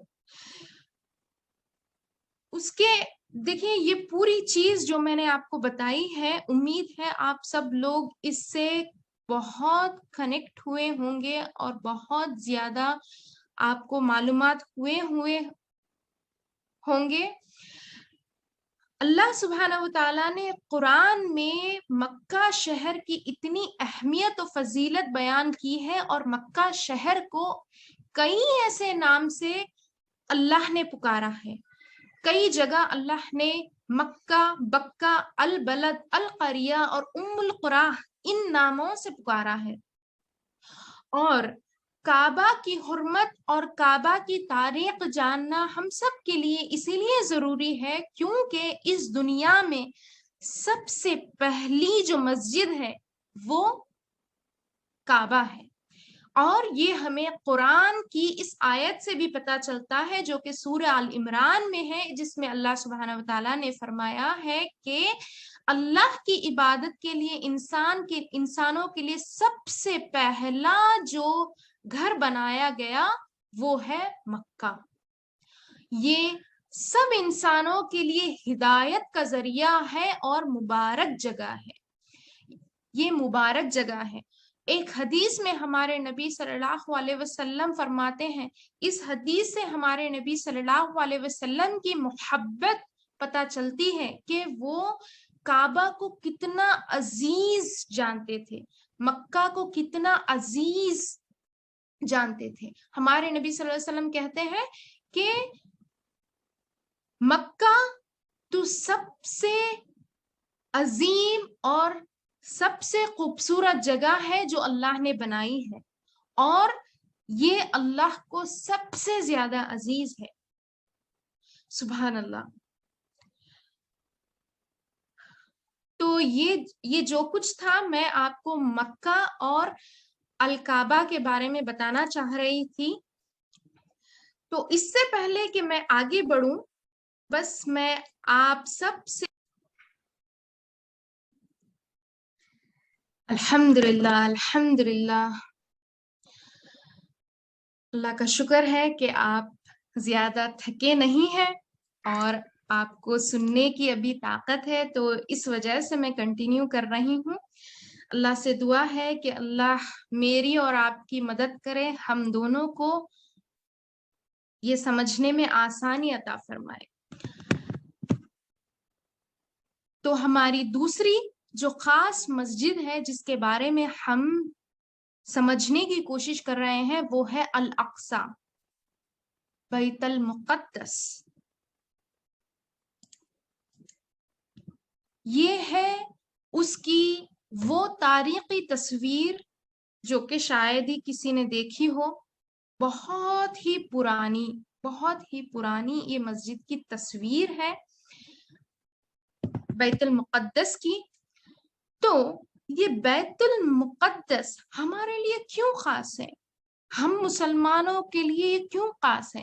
ہمارے ذہن میں اس کی حرمت، اس کی عزت اتنی زیادہ نہیں آتی جو کہ مسجد الحرام کی آتی ہے۔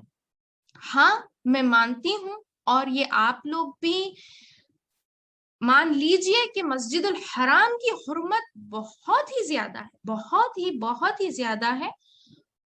اس کے علاوہ بھی مسجد الاقصی کی بھی حرمت بہت ہے، پر ایسے ہماری زندگی میں ایسے واقعات ہوتے ہیں کہ ہم اس کی حرمت کبھی جاننے کی کوشش بھی نہیں کرتے، نہ ہم اس پہ کوئی توجہ دیتے ہیں، کیونکہ اس کی مخالفت میں بہت سارے لوگ پڑے ہوئے ہیں، اس کی مخالفت پوری دنیا کر رہی ہے۔ اس وجہ سے ہم اس خوف کھا کر اس مسجد کو زیادہ یاد بھی نہیں کرتے۔ پر یہ ایک مسلمان کا طرز عمل نہیں ہونا چاہیے۔ ایک مسلمان کا طرز عمل کیا ہونا چاہیے کہ وہ اس مسجد کی حرمت، اس مسجد کی تاریخ جانے، پہچانے، یہ مسجد کیا ہے، یہ کیوں ہمارے لیے خاص ہے۔ یہ کیوں ہمارے لیے خاص ہے؟ کیونکہ یہ مسجد اس دنیا کی دوسری مسجد ہے۔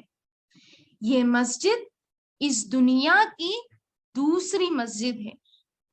ہم کعبہ کو اس لیے اہمیت دیتے ہیں کیونکہ یہ اس دنیا کی پہلی مسجد ہے، اور یہ پہلا ایسا گھر ہے اللہ کا جہاں پہ اللہ کی عبادت کی جاتی ہے، اور آج بھی کی جا رہی ہے۔ وہاں پر حج ہوتا ہے۔ پر مسجد الاقصی یہ تو دنیا کی دوسری مسجد ہے۔ تو یہ دوسری مسجد کس نے بنائی ہے؟ اسی نے بنائی ہے جس نے پہلی مسجد بنائی ہے۔ تو روایتوں کے مطابق یہ دوسری مسجد آدم علیہ السلام نے بنائی ہے۔ تو اس کے بعد اس کی تعمیر مختلف پیغمبروں نے بھی کی ہے. جب وہ بلڈنگ پوری بکھر گئی تھی تب دوسرے پیغمبروں نے اس کی تعمیر کی تھی. تو یہ دوسری مسجد ہے، اس کی دلیل ہمیں کہاں سے ملتی ہے؟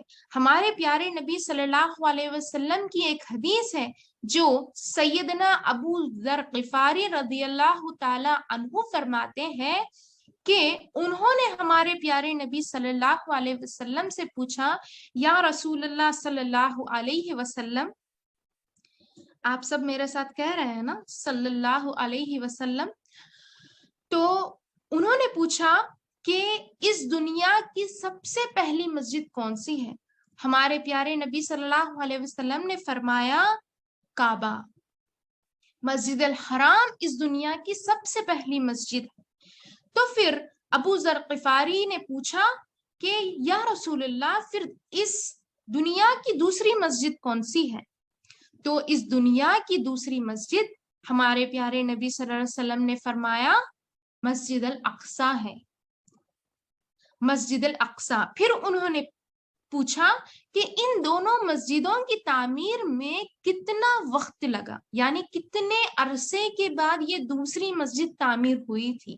تو ہمارے پیارے نبی صلی اللہ علیہ وسلم نے فرمایا 40 سال، یعنی 40 سال کے بعد یہ دوسری مسجد تعمیر ہوئی تھی، مسجد الاقصی. تو یہ جب تعمیر ہوئی اس کے بعد کچھ روایتوں میں نے دیکھا ہے، پر پکی ہمیں شکل و صورت اس کی نہیں ملتی کہ کیسی بنی تھی، کیسی تھی، کیا تھا، کس طرح سے اس کا گنبد تھا اور کتنا تھا، ہمیں یہ سب کچھ نہیں معلوم. یہ معلوم ہمیں کب ہوا؟ ابراہیم علیہ السلام کے دور میں. پھر تو ابراہیم علیہ السلام نے الاقصی کو پھر سے بنایا. کب؟ ابراہیم علیہ السلام کی اور ایک زوجہ تھی جن کا نام تھا سارہ علیہ السلام، اور ان سے بھی کوئی اولاد نہیں تھی. بہت ہی عرصے بعد جب وہ 90 سال کے ہوئے تب اللہ سبحانہ و تعالیٰ نے ان سے بھی انہیں اولاد دی، اور ان کا نام تھا، کسی کو پتا ہے؟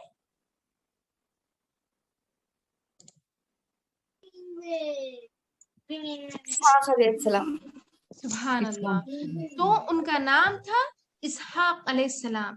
تو اسحاق علیہ السلام ان کے اور ایک بیٹے ہیں جو کہ دوسرے زوجہ سے تھے، اور یہ جو ان کی دوسری زوجہ تھی وہ فلسطین کی تھی، اور اسحاق علیہ السلام بھی وہیں پر رہا کرتے تھے، اور وہ اپنا زندگی، اپنا وقت، اپنی جوانی وہیں پہ گزارے ہیں. کون؟ اسحاق علیہ السلام. اسحاق علیہ السلام وہیں گزارے ہیں. وہ جو شہر ہے جیروسلم کا، وہیں وہ بڑے ہیں.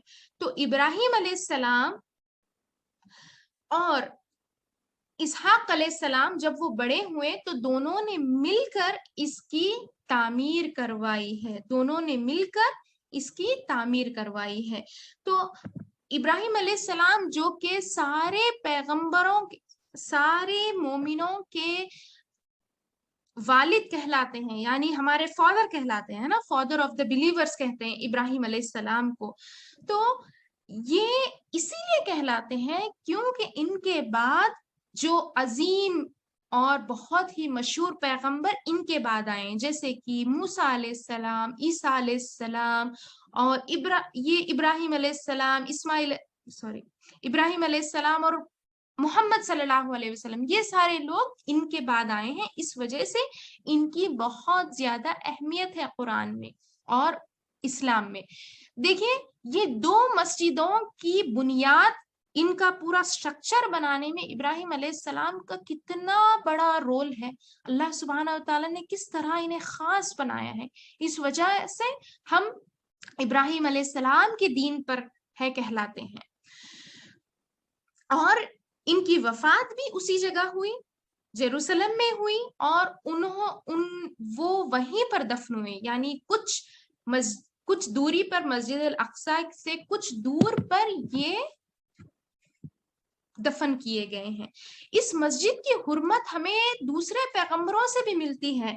وہ ایک خاص ہے موسیٰ علیہ السلام. تو ان کی کیا خصوصیت ہے؟ ان کے واقعات ہم نے تفسیر القرآن میں کئی زیادہ دفعہ پڑھے ہیں، کئی زیادہ بار سمجھے ہیں. آپ کو بہت واقعات یاد ہوں گے، اور سب سے مشہور واقعہ ہے جو کہ موسیٰ علیہ السلام اور بنی اسرائیل کی رہائی کس سے؟ بادشاہ فرعون سے. تو فرعون سے جب اللہ سبحانہ وتعالیٰ نے موسیٰ علیہ السلام اور ان کی قوم کو رہا کروایا، بنی اسرائیل کو، تو اللہ سبحانہ وتعالیٰ نے کیا حکم دیا جب وہ اس دریائے نیل کو پار کر کے گئے؟ تو وہ کہاں گئے تھے پتا ہے آپ کو؟ وہ سب گئے تھے جیروسلم. اور اللہ سبحانہ وتعالیٰ نے انہیں حکم دیا کہ تم لوگ اس مسجد میں داخل ہو جاؤ اور ڈرو نہیں. اس کے ساتھ تھا ڈرو نہیں، تم اس مسجد میں داخل ہو جاؤ اور ڈرو نہیں. پر بنی اسرائیل نے یہ بات نہیں مانی، وہ خوف زدہ ہو گئے اور انہوں نے اس مسجد میں داخل نہیں کیا. اور اس وجہ سے ان کے اس عمل کی وجہ سے اللہ اتنا ناراض ہو گئے کہ اللہ سبحانہ وتعالیٰ نے ان پر یہ مسجد کو 40 سال حرام کر دیا. کیونکہ یہ مسجد کی حرمت اس طرح سے ہے، اس مسجد میں داخل نہ ہونے کی وجہ سے اللہ سبحانہ وتعالیٰ نے ان پر 40 سال اس مسجد کو بین کر دیا. یہاں تک کہ موسیٰ علیہ السلام کو بھی، موسیٰ علیہ السلام کے ساتھ جو 6 لاکھ بنی اسرائیل تھے ان سب پر حرام کر دیا تھا. یہ دیکھیے، یہ ایک پکچر ہے مسجد الاقصیٰ کا. تو میں جو پہلا پکچر آپ کو بتائی ہوں وہ پکچر اس کا ہے. یہ مسجد الاقصیٰ ہے، یہ چیز اور ہے، یہ چیز کچھ اور ہے.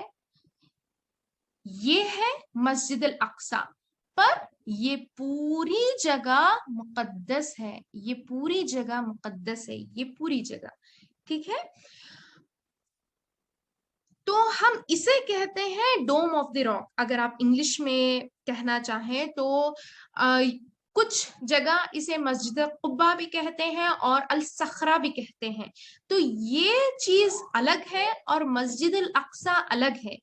تو قرآن میں جب کبھی بھی اللہ سبحانہ وتعالیٰ نے مسجد الاقصیٰ کا ذکر کیا، جیسے کہ سورہ الاسراء میں اس کا ذکر ہوا مسجد الاقصیٰ کا، تو وہ اس کا ذکر ہو رہا ہے، خصوصی اس کا ذکر ہو رہا ہے. تو یہ کیا ہے؟ یہ ڈوم آف دی راک کیا ہے؟ یہ پتھر، اس میں ایک پتھر ہے جس پر یہ عمارت تعمیر کی گئی ہے. تو اس طرح سے اگر آپ سمجھنا چاہیں تو یہ نارتھ ہے، یہ ڈوم آف دی راک ہے، ادھر طرف جو ہے مسجد الاقصیٰ ہے. ٹھیک ہے؟ یہ والی مسجد الاقصیٰ ہے، یہ ڈوم آف دی راک ہے. اکثر آپ کو ہر جگہ تصاویر میں یہ ڈوم آف دی راک دکھائی دیتا ہے اور آپ مسجد الاقصیٰ کو نہیں دیکھتے. پر ہمارے لیے مسجد الاقصیٰ بہت ہی مقدس ہے. ساتھ ہی یہ گنبد بھی، یہ ساری چیز بھی، کیونکہ اللہ سبحانہ وتعالیٰ نے فرمایا ہے کہ یہ پوری جگہ مقدس ہے. تو یہ جو بنایا گیا تھا وہ 7ویں سینچری میں بنایا گیا تھا. اس وقت جب دیکھیں آپ کعبہ کی بھی تعمیر ہوئی تھی، اس وقت وہی وقت کچھ اسلامک لیڈرز نے اس کی تعمیر کروائی تھی، کیونکہ اس کے نیچے ایک ایسا پتھر ہے جو کہ اسلام کی تاریخ سے بہت مقدس ہے. تو کیوں یہ مقدس ہے اسلام کی تاریخ میں؟ اس لیے یہ مقدس ہے کیونکہ آدم علیہ السلام سے اللہ سبحانہ و تعالیٰ نے جو پہلی قربانی کی تھی وہ اس پتھر پہ کی تھی. اور کئی ایسی روایتوں میں یہ بھی ملتا ہے کہ ہمارے پیارے نبی صلی اللہ علیہ وسلم نے جو امامت کروائی تھی وہ اسی جگہ پہ، یعنی کیونکہ ہمارے نبی صلی اللہ علیہ وسلم کے پیچھے بہت سے لوگ نماز پڑھ رہے تھے. کون تھے مقتدی؟ ان کے فرشتے تھے، سارے پیغمبر تھے تو بہت بڑی جماعت تھی، وہ ساری جماعت یہاں پھیلی ہوئی تھی، اس وجہ سے اس جگہ کی حرمت کو نظر میں رکھ کر اس اسلام کے خلیفاؤں نے اس چیز کی تعمیر کروائی تھی۔ اور دوسری اہم چیز جو میں آپ کو بتانا چاہ رہی ہوں وہ ہے اسلام کا قبلہ۔ تو یہ دو چیز میں جو آپ کو کنیکٹ کر رہی ہوں نا، یہاں پر ہے کعبہ، یہ کعبہ شریف ہے، اور یہ ہے الاقصی، یہ الاقصی مسجد ہے، ٹھیک ہے؟ تو یہ اس طرح سے ہے۔ تو یہاں پہ مجھے آپ کو کیا بتانا ہے؟ مجھے آپ کو یہ بتانا ہے کہ کعبہ کا جو ہم جہاں حجر الاسود ہے اس جگہ کو اور اس کے اپوزٹ کارنر کو، حجر الاسود ایک کارنر پہ ہے، اس کا اپوزٹ کارنر کو ہم کیا کہتے ہیں؟ رکن الیمنی کہتے ہیں، ٹھیک ہے؟ یہ کارنر اور یہ کارنر آپ اس طرح سے آپ اپنے ذہن میں بٹھا لیجئے، ان دو کارنرز کے بیچ میں ٹھہر کر اگر آپ کعبہ کے سامنے نماز پڑھیں، ٹھیک ہے؟ سمجھ رہے ہیں آپ؟ کارنر سمجھ گئے ہوں گے تو ٹھیک ہے، یہاں سے سمجھ لیں، یہ ہے حجر اسود اور یہ ہے رکن یامنی، تو ان دونوں کے درمیان یعنی یہاں ٹھہر کر آپ نماز ادا کر رہے ہیں، اس طرف آپ ہیں تو آپ کعبہ کی طرف ہی پڑھ رہے ہیں، صحیح رائٹ۔ تو ابھی جو نماز ہوتی ہے کعبہ کے چاروں طرف لوگ پڑھتے ہیں، تو اس وقت ہمارے نبی صلی اللہ علیہ وسلم نماز کیسے پڑھتے تھے؟ وہ ادھر کھڑے ہوئے پڑھتے تھے۔ تو جب وہ ہمارے نبی صلی اللہ علیہ وسلم اس جگہ نماز پڑھے کرتے تھے تو آپ کعبہ کی طرف بھی قبلہ رخ ہے اور الاقصی کی طرف بھی قبلہ رخ ہے۔ تو آپ یہ بھی کہہ سکتے ہیں کہ الاقصی ہمارا پہلا قبلہ تھا اور الکعبہ بھی ہمارا پہلا قبلہ تھا۔ تو ان دونوں قبلوں میں قبلتین ہے، یہ ان دونوں میں کوئی فرق نہیں ہے۔ ہمارے پیارے نبی صلی اللہ علیہ وسلم اس طرح سے قبلہ رخ ہو کر نماز پڑھتے تھے، اس کا مطلب دونوں مساجد کی طرف قبلہ رخ تھا۔ ہمارے نبی صلی اللہ علیہ وسلم کو ہمیشہ پسند تھا کہ وہ کعبہ کو سامنے رکھ کر نماز پڑھیں، وہ کعبہ کو سامنے رکھ کر الاقصی کی طرف نماز پڑھا کرتے تھے۔ تو ہمارا پہلا قبلہ صرف الاقصی نہیں، مسجد الحرام بھی ہے۔ یہاں مشکل پیش آئی کب؟ قبلے میں مشکل پیش آئی کب؟ جبکہ ہمارے نبی صلی اللہ علیہ وسلم نے ہجرت کی تھی۔ ہمارے نبی صلی اللہ علیہ وسلم نے جب ہجرت کی تب قبلے میں مشکل پیش آئی۔ کیوں؟ کیونکہ دیکھیں یہاں پر ہے مدینہ، ہمارے نبی صلی اللہ علیہ وسلم نے مدینہ یہاں ہجرت کی تھی، رائٹ؟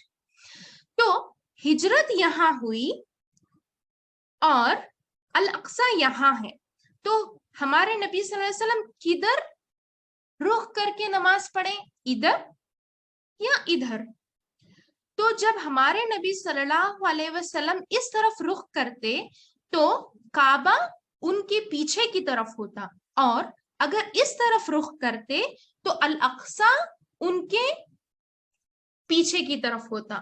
تو اللہ کا حکم ہوا کہ آپ الاقصی کی طرف ہی رخ کر کے نماز پڑھیں گے، اور ہمارے نبی صلی اللہ علیہ وسلم اسی طرح نماز پڑھا کرتے تھے الاقصی کی طرف۔ پر ہمارے نبی صلی اللہ علیہ وسلم کو اتنی تکلیف ہوتی تھی کہ وہ کعبہ کی طرف رخ نہیں کر پا رہے ہیں، وہ بہت غمگین ہوتے تھے۔ اور وجہ کیا تھی کہ اللہ سبحانہ وتعالیٰ نے پھر الاقصی سے کعبہ کی طرف رخ تبدیل کروائی؟ تو اس جگہ آپ صلی اللہ علیہ وسلم قبلہ رخ ہو کر 16 ماہ تک، 16 سے 17 ماہ تک آپ نے عبادت کی۔ پھر اس کے بعد اللہ نے واضح طور پر حکم دیا کہ آپ اس جگہ رخ کر دیں اور قبلہ صرف کعبہ ہوگا۔ تو اس طرح اللہ نے تبدیلی کروائے۔ اور اللہ نے کیوں تبدیلی کروائے؟ تو تبدیلی کرنے کی وجہ تھی کہ آپ صلی اللہ علیہ وسلم غمگین ہیں، آپ صلی اللہ علیہ وسلم کی خوشی کے لیے، ان کی خوشی کے لیے، کیونکہ ہمارے نبی صلی اللہ علیہ وسلم کو کعبہ بہت ہی عزیز تھا، انہیں اتنا عزیز تھا کعبہ کہ وہ نماز میں بھی غمگین ہوتے تھے۔ اس وجہ سے اللہ سبحانہ وتعالیٰ نے اس قبلے کو تبدیل کر دیا، جو کہ ہمارا قبلہ بن گیا کعبہ۔ اس سے ہمیں الاقصی اور کعبہ دونوں کی حرمتوں کا پتہ چلتا ہے کہ ہمارے لیے اسلام میں یہ دونوں مسجدیں بہت ہی خاص ہیں۔ آپ اگر خصوصیت میں، پرائرٹی میں اگر مجھے پوچھنا چاہیں تو الاقصی کی پرائرٹی اسلام میں تیسرے نمبر پر آتی ہے۔ پہلا کعبہ، دوسرا مسجد نبوی، تیسرا الاقصی۔ پر یہ بھی ہمارے اسلام کی تاریخ کے حساب سے بڑی حرمت والی اور بڑی خاص مسجد ہے۔ اس مسجد کو اللہ سبحانہ وتعالی نے کہا بیت المقدس، بیت المقدس التی بارکنا فیہا۔ اس کا مطلب ہے کہ اس کے چاروں طرف جو کچھ بھی ہے وہ سب بابرکت ہے۔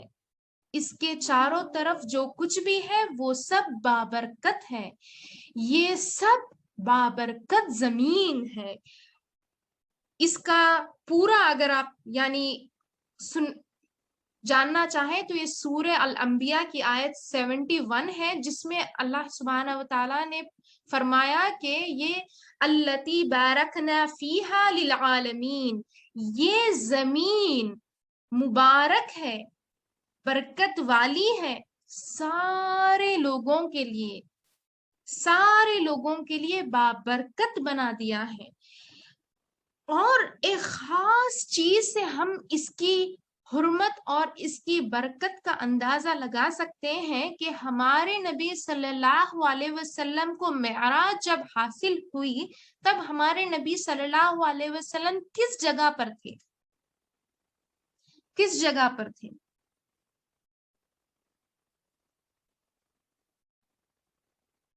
مسجد الاقصی۔ شروعات جب ان کا سفر ہوا تو وہ کس جگہ پر تھے؟ مکے سے شروعات، مکہ سے شروعات ہوئی، یعنی اللہ سبحانہ وتعالی نے اس مبارک سفر کی شروعات کعبہ، مکہ، وہاں سے شروع کی۔ ہمیں پتہ ہے اس کی حرمت کیا ہے اور وہیں سے ان کا سفر شروع ہوا۔ تو اگر اللہ چاہتا تو ہمارے نبی صلی اللہ علیہ وسلم کو جسم اور روح کے ساتھ سیدھے جنتوں میں لے کے آتا، یعنی سیدھے آسمانوں کی طرف لے جاتا، پر اللہ نے ایسا نہیں کیا۔ کیا کیا اللہ سبحانہ وتعالی نے؟ اللہ سبحانہ وتعالی نے اس مبارک جگہ سے، مکہ سے، آپ صلی اللہ علیہ وسلم کو کہاں لے کر آئے؟ کہاں لے کر گئے؟ انہیں مسجد الاقصی لے گئے۔ جبرائیل علیہ السلام آئے، آپ صلی اللہ علیہ وسلم کو مکہ سے اٹھایا، مکہ سے براق پہ بٹھا کے پھر دونوں نے سفر طے کیا، پھر وہ گئے الاقصی کی طرف۔ ہمارے نبی صلی اللہ علیہ وسلم فرماتے ہیں کہ جیسے انہوں نے مسجد میں داخلہ لیا، جیسے انہوں نے مسجد داخل کی، اللہ سبحانہ وتعالی نے ان کو حکم کیا کہ نماز پڑھیں۔ تو ہمارے نبی صلی اللہ علیہ وسلم نے 2 رکعت نماز ادا کی۔ اس مسجد کی حرمت بتانے کے لیے، اس مسجد کی اہمیت بتانے کے لیے یہ تاریخی واقعہ اللہ سبحانہ وتعالی نے کیا۔ اس مبارک سفر، اس جنت کے سفر کو، اس مبارک تحفے کو دینے کے سفر کو اللہ سبحانہ وتعالی نے ہمارے نبی صلی اللہ علیہ وسلم کو یہاں روکا، اور اس جگہ اتنا مبارک انسیڈنٹ ہوا، ایسا واقعہ ہوا کہ آپ صلی اللہ علیہ وسلم نے جب نماز پڑھ کے انہوں نے سلام پھیرا اور انہوں نے دیکھا تو ان کے مقتدی کون تھے؟ سارے فرشتے، سارے انبیاء، سب لوگوں نے ان کے پیچھے نماز پڑھی. تو اللہ سبحانہ وتعالی اس جگہ کی اہمیت کو واضح کرنے کے لیے یہ واقعہ پیش کیا. سبحان اللہ. تو ہمارے لیے یہ بہت ہی اہم واقعہ ہے اور یہ ہمارے لیے بہت ہی اہم جگہ ہے. تو جیسے میں نے آپ کو بتایا کہ اس جگہ پہ ہمارے نبی صلی اللہ علیہ وسلم امامت کروائی ہے. ایک آخری حدیث سے میں آپ کو اس کا ایک آخری حدیث اور ایک آخری آیت سے اس کی حرمت میں آپ کو بتاؤں گی، جس میں سورہ الاسراء کی پہلی آیت میں بس صرف وہی جملہ میں آپ کو بتانا چاہوں گی، الذی بارکنا حولہ، الذی بارکنا حولہ. تو اس کا مطلب ہے وہ جو دور کی مسجد ہے، وہاں جہاں ہم نے پورا، جس جگہ کو ہم نے مبارک بنایا ہے، یہ کس کا ذکر ہو رہا ہے؟ ہم نے ہمارے اس بندے کو مکہ سے لے کر سفر کیا اس دور کی مسجد جہاں کا پوری جگہ مبارک ہے، جہاں کی پوری جگہ بابرکت ہے.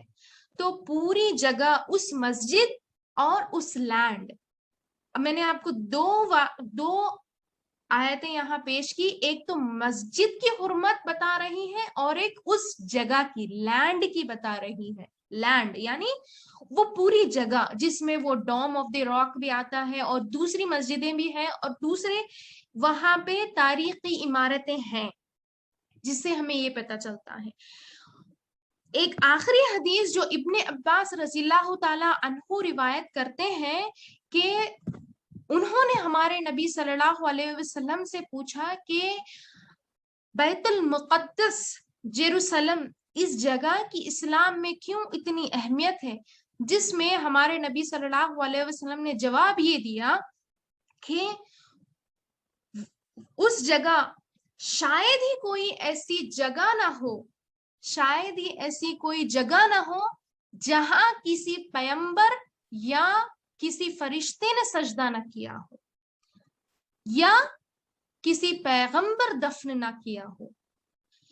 یعنی وہ پوری زمین اس طرح مبارک ہے، اس زمین کا چاہے آپ کوئی حصہ لے لیں، یا تو وہاں کسی کا سجدہ ہوا ہوگا یا کوئی پیغمبر دفن ہوا ہوگا. تو اس وجہ سے وہ بہت ہی زیادہ حرمت اور بابرکت ہے. وہ زمین، وہ جگہ پوری بابرکت ہے، کیونکہ اللہ سبحانہ و تعالیٰ نے وہاں کئی پیغمبر بھیجے ہیں، اتنے پیغمبر بھیجے ہیں جن کے ہمیں نام بھی نہیں پتا، اور وہاں بہت سارے پیغمبر دفنائے گئے. اس وجہ سے یہ بہت زیادہ بابرکت ہو گئی ہے.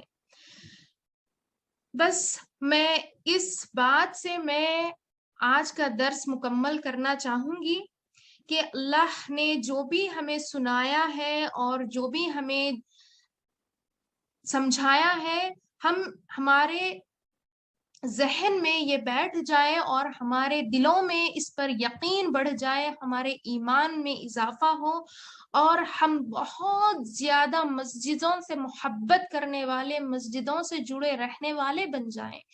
کیونکہ مومن وہ نہیں ہو سکتا جو اللہ کی پسند کو ناپسند کرے. اللہ کی پسند ہے مساجد، اللہ کی پسند ہے اللہ کے گھر، تو ہم بھی اللہ کے گھر کو پسند کرنے والے، اس سے محبت کرنے والے، اس سے جڑے رہنے والے بن جائیں. امید کرتی ہوں کہ آپ کے علم میں اضافہ ہوا ہوگا. اللہ سے دعا ہے کہ اللہ ہم سب کو ہر وقت اسلام اور اسلام کی جو بھی خصوصی چیزیں ہیں ان سب سے اور اسلام کے خصوصی لوگوں سے جڑے رہنے والا اور ان کے بارے میں اس کے بارے میں جاننے والا بنا دے اور ہمارے علم و عمل میں اضافہ فرما دے. آمین یا رب العالمین. آمین. سبحانك اللهم وبحمدك ونشهد أن لا إله إلا أنت ونستغفرك وأتوب إليك.